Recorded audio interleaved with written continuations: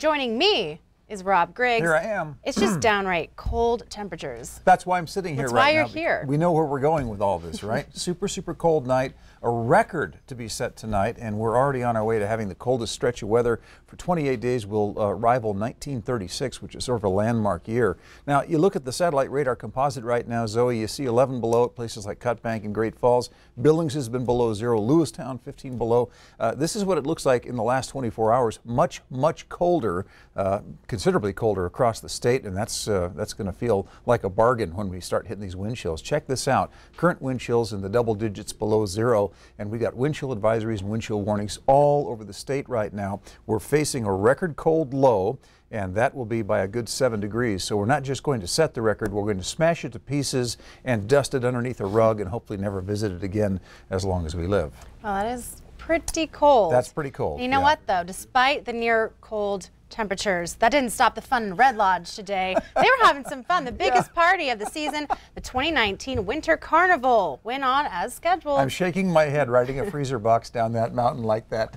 900 people braved the cold today. It was crazy. The theme this year, the world of wizardry. The magic was brought to life with characters from all kinds of classics, Harry Potter, Lord of the Rings, and even the Wizard of Oz. Wow. Registration began at 8 o'clock this morning, and the fun started with a bang. The always thrilling cardboard classics with other events, and today the costume contest, live music, and even other things. And you'll just have to wait, though, because that's tonight, the grand finale at 7 Maybe next year you're going to be riding a cardboard box down the mountain. Maybe. I don't know.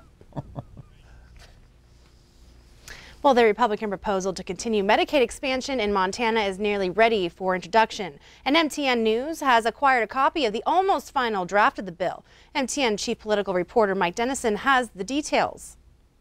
Medicaid expansion, which provides government-funded health coverage to 95,000 low-income adults in Montana, is set to expire in June. Governor Steve Bullock and fellow Democrats say it should be extended in its current form. But Republicans at the legislature want to make some changes, and now we have the blueprint for what those changes entail. State Representative Ed Buttry of Great Falls will carry the GOP bill. He told MTN News Saturday he may make an additional change before introducing it, but that the current draft is pretty much done.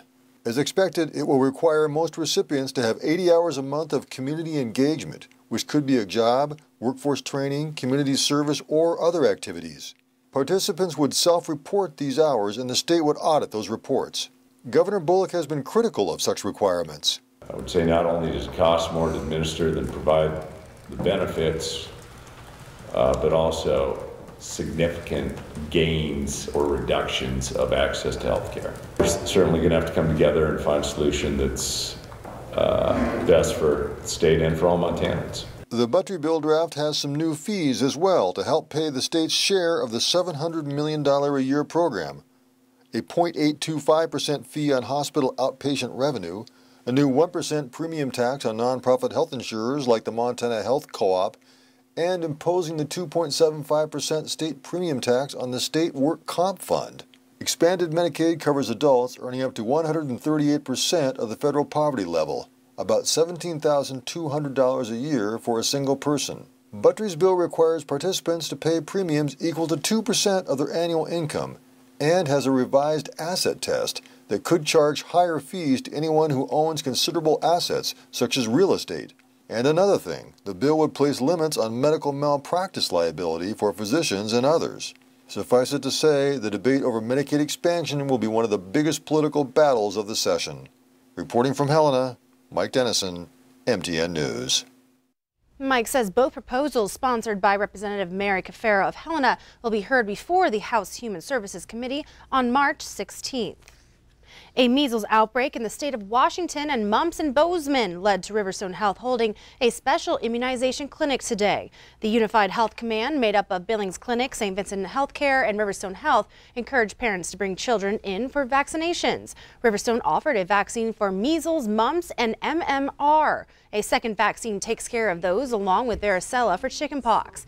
The vaccines have decreased measles cases, which were much more prevalent in the early 1900s, according to Riverstone's written records. According to Riverstone Health, more immunizations protect children who are not immunized and adults who cannot take the vaccination.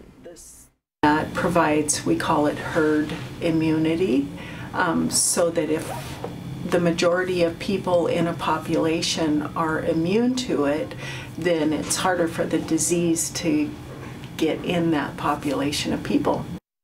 The school district 2 requires the vaccines and gives exemptions for some children. Kim Bailey estimates that about 500 have not been vaccinated out of the 15,000 students in the Billings public schools.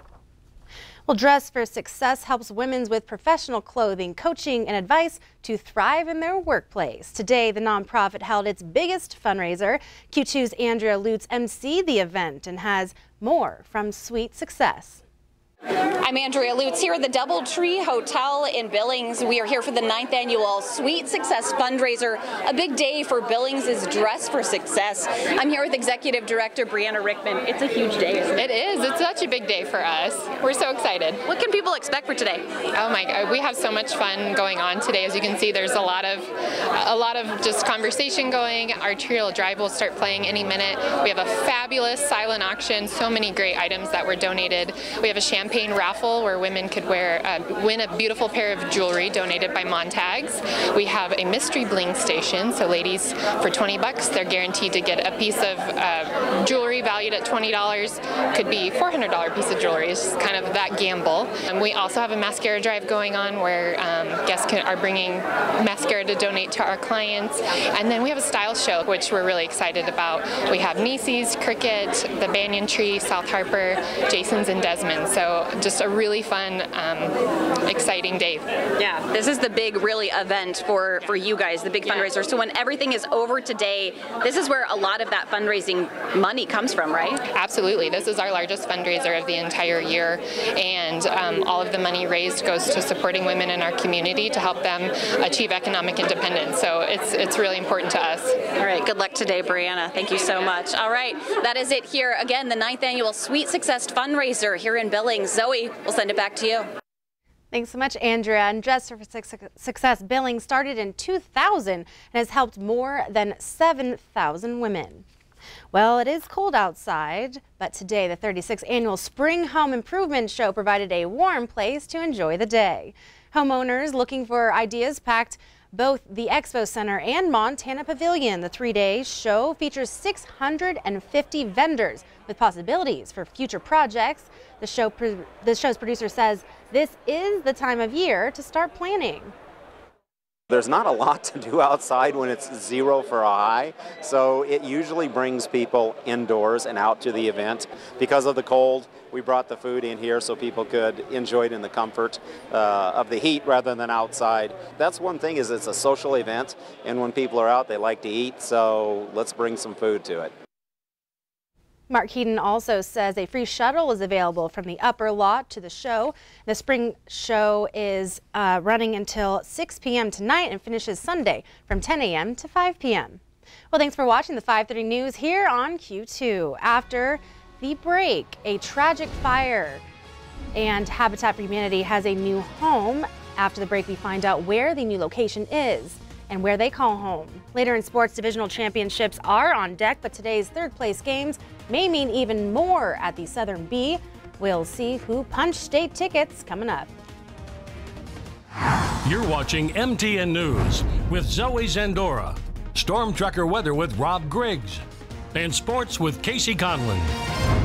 This is the 5:30 news on Q2, Montana's news leader.